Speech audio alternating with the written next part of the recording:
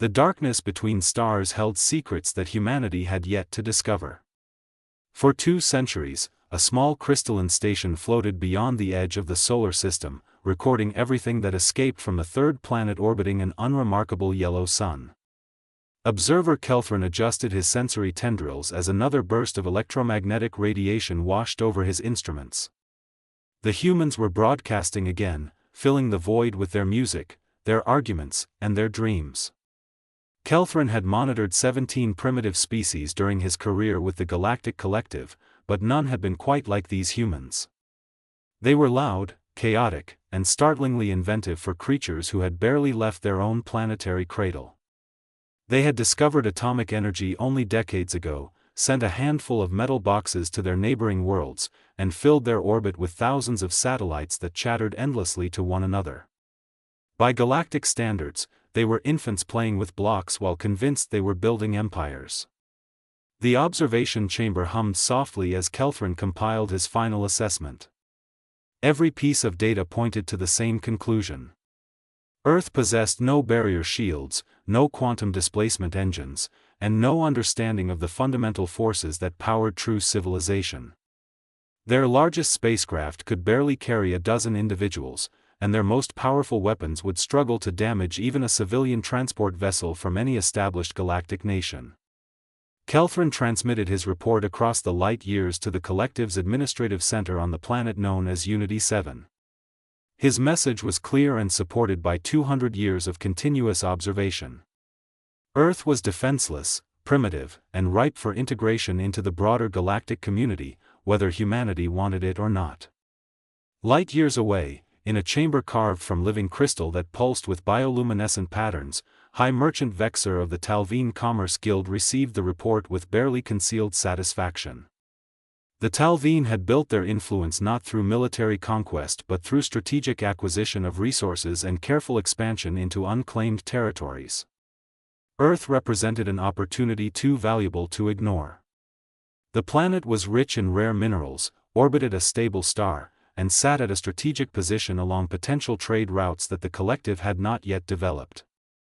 More importantly, the primitive humans could be easily integrated as a labor force once they understood their place in the greater galactic order. Vexer's multiple eyes scanned through the economic projections. The cost of a colonization fleet would be substantial, but the long-term returns justified the investment. Mining operations could begin within a standard cycle, agricultural production within 3 cycles, and full industrial integration within a decade. The humans themselves would be offered positions within the Talveen economic system, granted citizenship after they proved their worth and abandoned their quaint notions of independence. It was a generous offer by galactic standards, far better than simple conquest or elimination. The High Merchant initiated the formal claim process through the Collective's legal channels. According to the Treaty of Harmonious Expansion, any species that had not achieved faster than light communication and had not registered its territorial boundaries with the Collective could be classified as unclaimed. The humans had done neither. They shouted into the void without understanding who might be listening, and they had no idea that their solar system existed within a carefully mapped and regulated section of the galaxy. The legal filing moved through the administrative systems with mechanical efficiency. Representatives from 400 member species reviewed the claim, verified the supporting data, and found no conflicts with existing territorial agreements. A few raised procedural questions about whether humanity should be given a chance to register their own claim, but the motion failed to gain sufficient support. Within 3 standard weeks, the claim was approved and registered in the Collective's central archives. Earth now belonged to the Talveen Commerce Guild, though the humans themselves had no idea their status had changed. Vexer assembled his colonization fleet with the same careful attention to detail that had made him wealthy. 40 vessels ranging from massive cargo haulers to swift corvettes gathered in orbit above the Talveen home world. The flagship, Merchant's Will, bristled with enough weaponry to pacify a dozen primitive worlds, though Vexer hoped such displays would be unnecessary. Fleet Captain Zendros, a career military officer who had overseen 19 successful colonization operations, took command of the expedition with professional confidence. The fleet departed Unity 7 on schedule, their quantum drives punching holes through normal space and allowing them to cross distances that would take light decades in a matter of weeks. Zendros spent the journey reviewing intelligence reports about humanity. The species appeared similar to dozens of other bipedal carbon-based life forms throughout the galaxy. They had 2 arms, 2 legs, and a disturbing tendency toward tribalism and violence even among their own kind. Their fragmented political systems meant no unified government existed to negotiate surrender, which would complicate the initial contact but ultimately made resistance less coordinated and effective.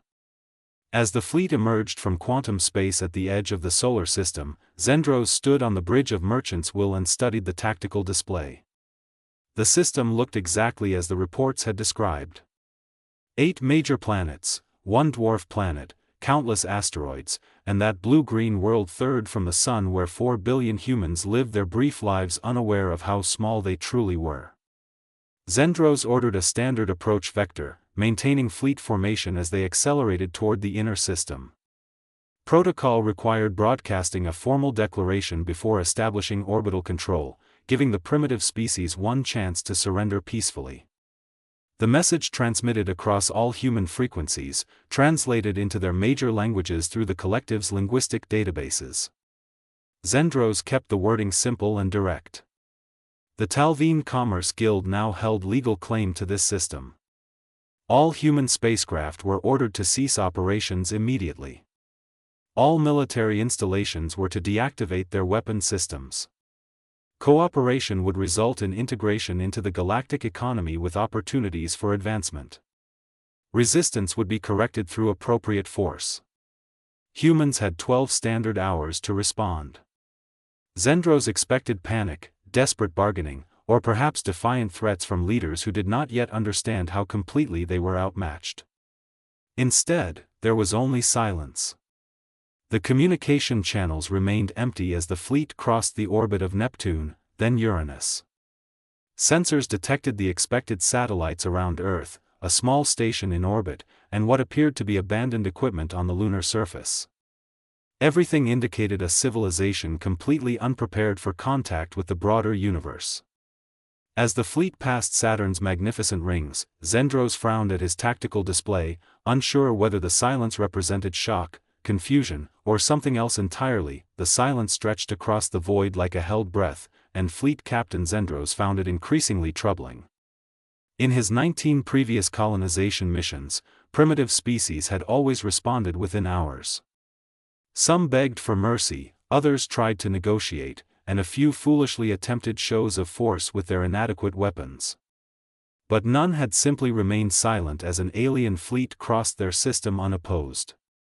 Zendros ordered his sensor operators to increase scanning intensity, searching for any sign of military preparation or hidden defenses. The results remained frustratingly mundane.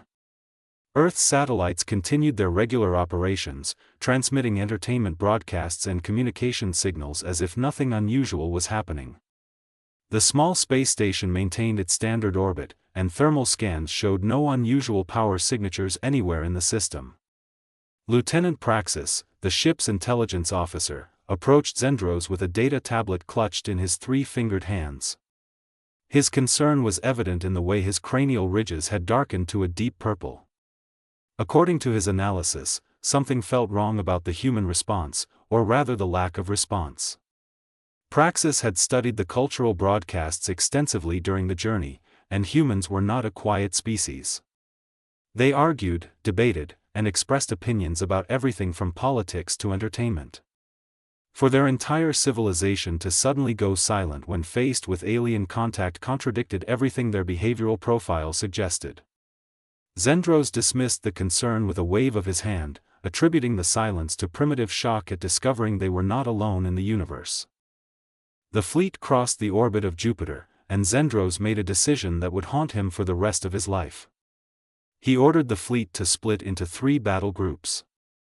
The main force under his direct command would establish orbit around Earth and begin landing operations.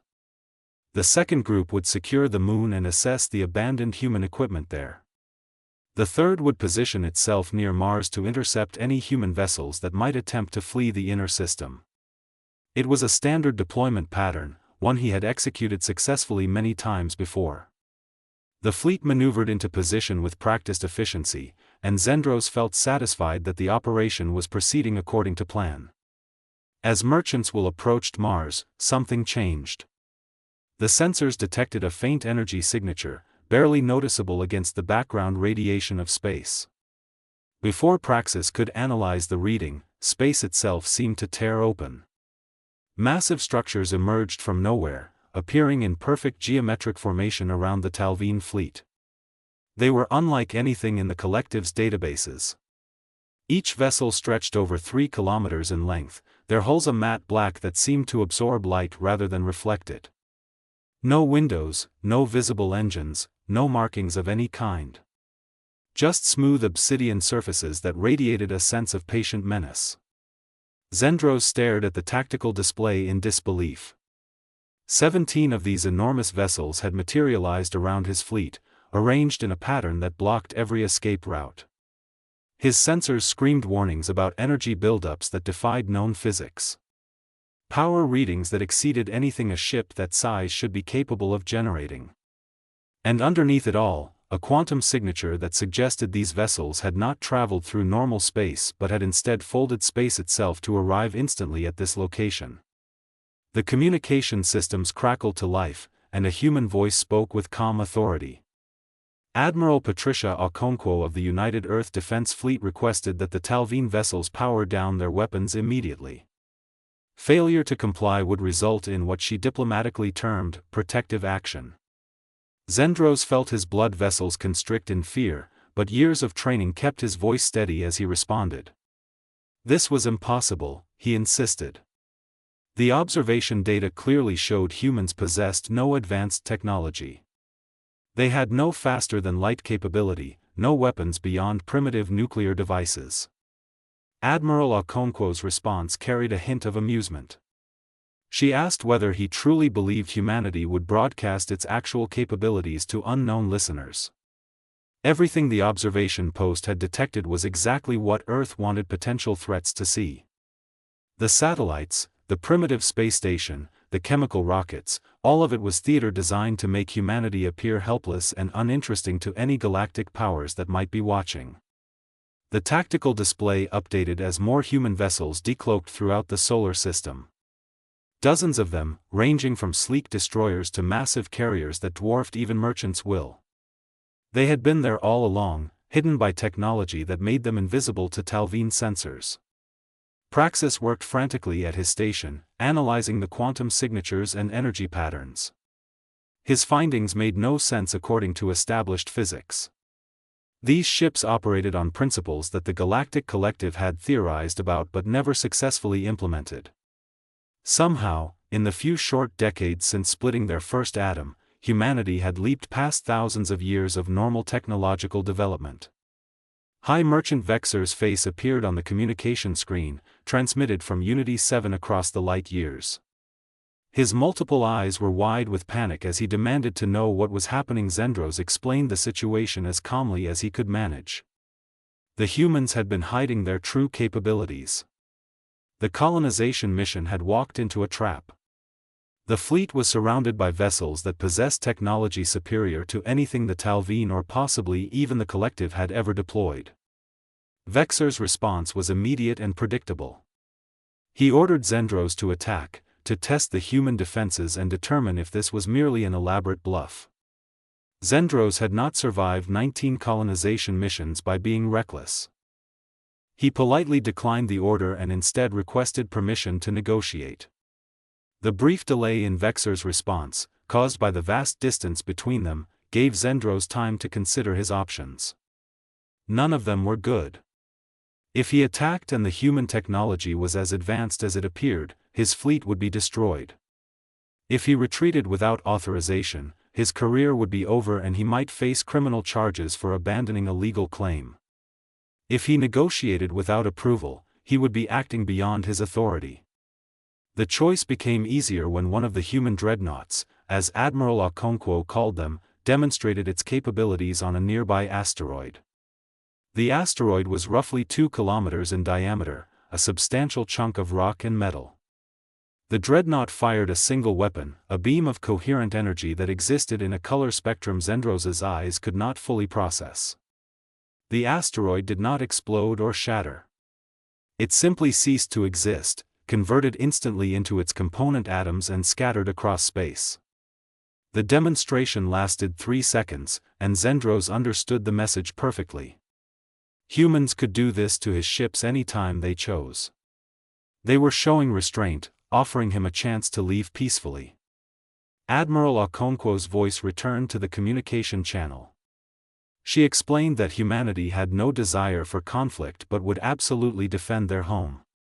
The Talveen fleet had exactly 1 hour to begin leaving the solar system, or Earth would interpret their continued presence as a hostile act. Zendros made his decision without waiting for authorization from Vexor.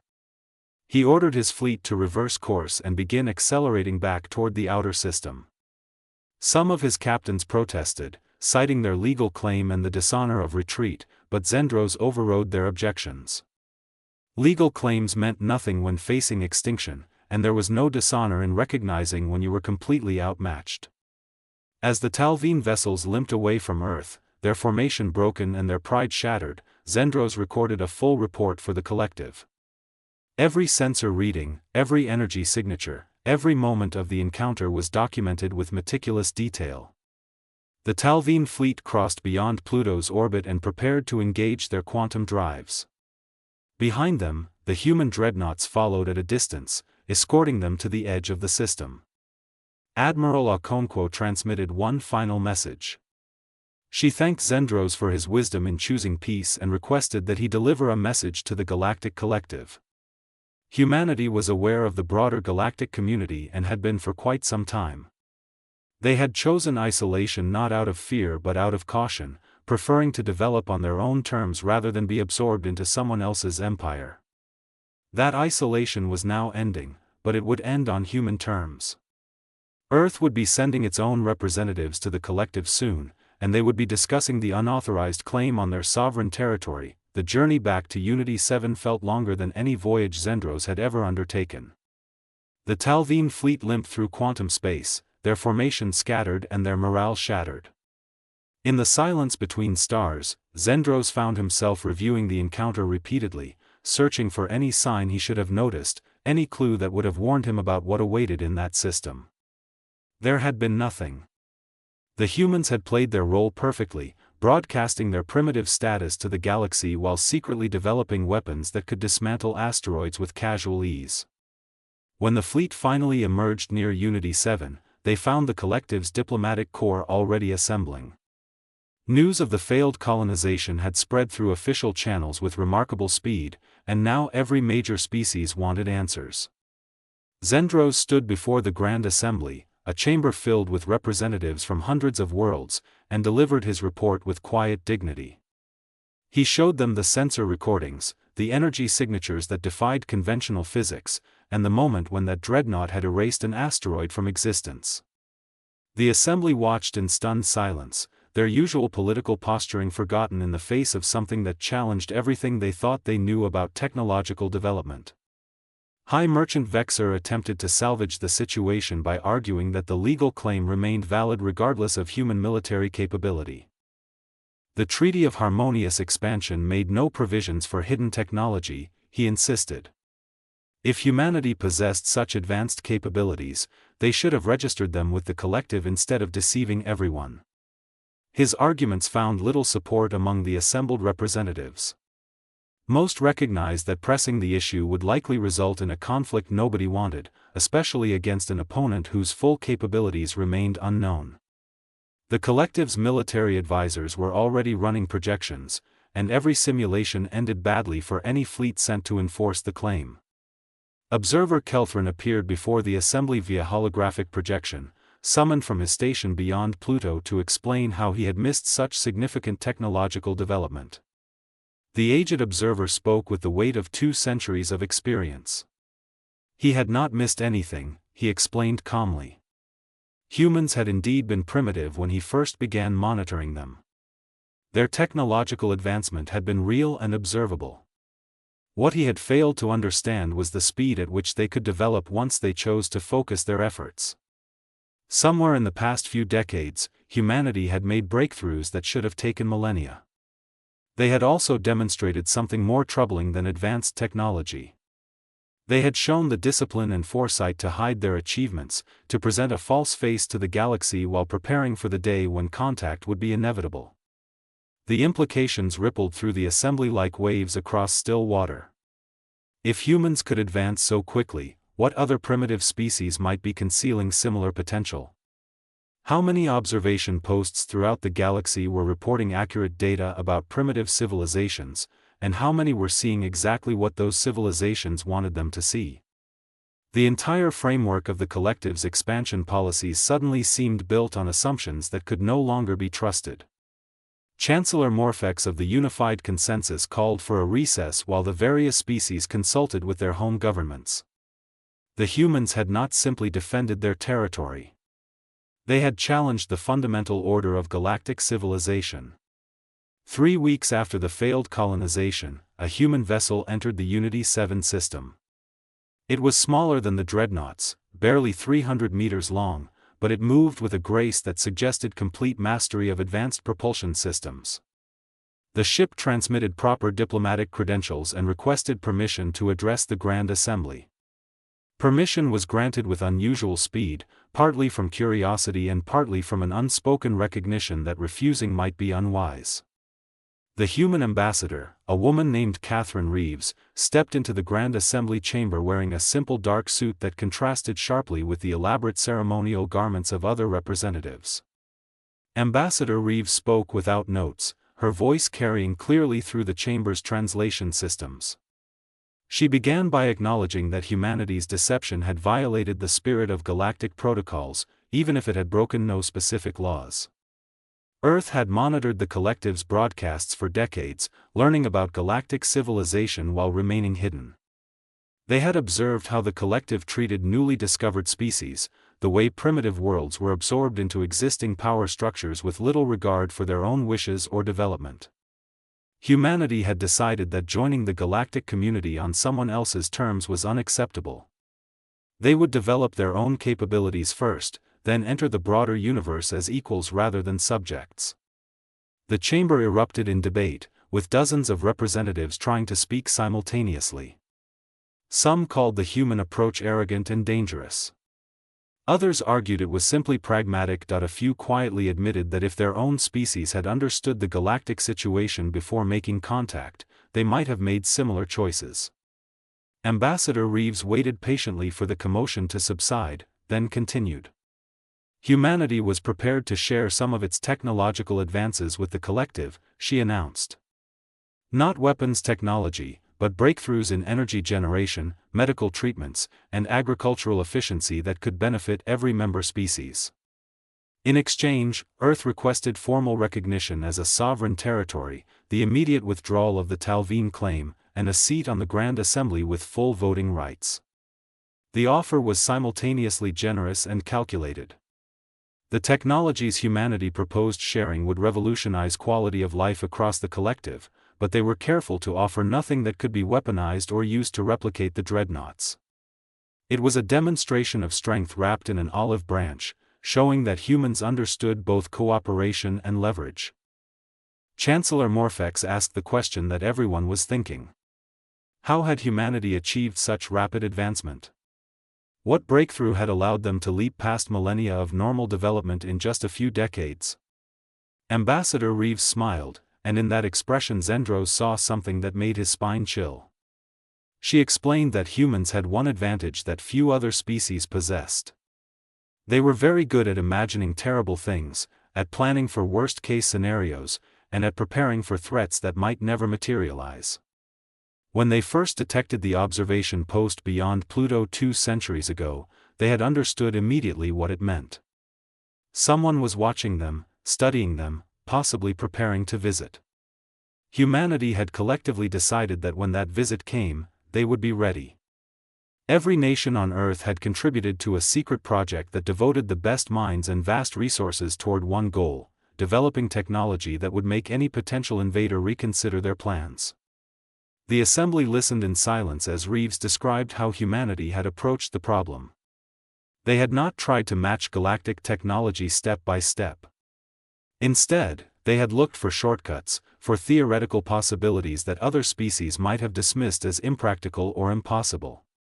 They had tested thousands of failed prototypes, sacrificed comfortable development in favor of rapid militarization, and kept the entire effort hidden through careful control of what signals left their planet. The Dreadnoughts were the result of 80 years of focused effort, built in facilities on the far side of their moon where observation posts would have difficulty detecting them. Everything Earth had broadcast into space was real, but it represented only the civilian side of their civilization. The military side had remained completely hidden until the moment it was needed. The vote on humanity's petition took 2 full days of debate. In the end, the resolution passed with overwhelming support. Earth was recognized as a sovereign territory, the Talveen claim was officially withdrawn, and humanity was granted a permanent seat on the Grand Assembly. High Merchant Vexer, facing disgrace and financial ruin from the failed colonization, quietly retired from public life. Fleet Captain Zendros was cleared of any wrongdoing and actually received commendations for his handling of a situation that could have escalated into catastrophic violence. As Ambassador Reeves prepared to return to Earth, Observer Kelthrin requested a private meeting. The two met in a quiet observation deck overlooking Unity 7, the planet's 3 moons visible through the transparent walls. Kelthrin asked the question that had been troubling him since the encounter. How many dreadnoughts did humanity actually possess? Reeves looked at him with an expression that mixed amusement and something harder to define. She told him that was classified information, but she could say that the 17 vessels that had confronted the Talveen fleet represented a fraction of Earth's defensive capability. Humanity had learned an important lesson from studying galactic history. The civilizations that survived were not necessarily the strongest or most advanced, but those who ensured that attacking them would cost more than any potential gain. Kelthrin nodded slowly, understanding the message. Humanity would not conquer or threaten their neighbors, but they would make certain that nobody could conquer them either. It was a philosophy born from a species that had spent its entire history competing against itself, where warfare and innovation had evolved together in a dangerous dance. Now that experience was being applied on a galactic scale, and the results had already reshaped the political landscape of known space. As Reeves departed, Kelthrin returned to his observation post with new instructions. He would continue monitoring Earth, but now as an ambassador to allies rather than a spy watching primitives. The humans had taught the galaxy an uncomfortable truth: assumptions about primitive species could be fatal, and underestimating those who seemed weak was the oldest mistake in the universe. In the darkness beyond Pluto, the crystalline station recorded a new chapter in galactic history, one where Earth had announced its presence not through desperate pleas for recognition, but through the quiet thunder of dreadnoughts that nobody had seen coming. Claude can make mistakes. Please double-check responses.